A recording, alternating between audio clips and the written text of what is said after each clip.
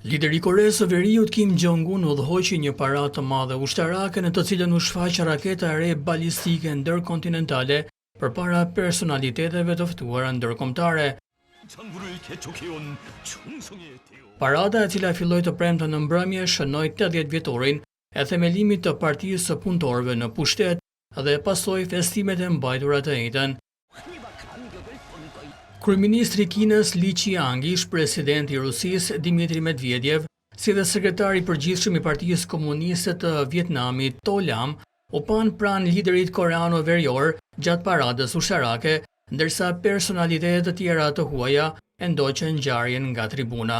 Në paradën ushtarake, Koreja e Veriut, vendi armatosur me armë bërthamore, shfaqi raketën e saj më të avancuar ndërkontinentale Hwasong-20, e cila u përshkrua nga televizioni shtetëror si sistemi më i fuqishëm strategjik bërthamor i vendit. Ndër armët të tjera të shfaqura në paradë ishin raketa balistike hipersonike, raketa lundruese, një lloj i ri i raketa hedhësve të shumëfisht dhe një hedhës për dronëve të vrasës, njoftuan autoritetet e Koreas së Veriut. 상군 야군들 만세!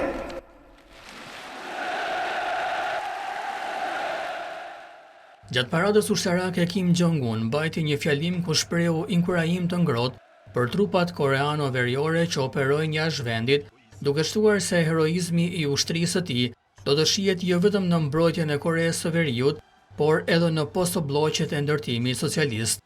Ushtria jon duhet të vazhdojë të rritet në një forcë të pathyeshme që shkatërron çdo kërcënim, tha Kim Jong-un.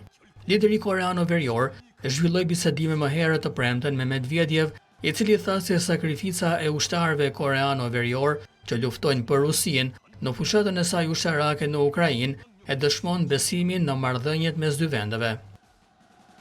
이 무기 체계가 전략적 억제의 핵심 축을 차지하게 됨으로써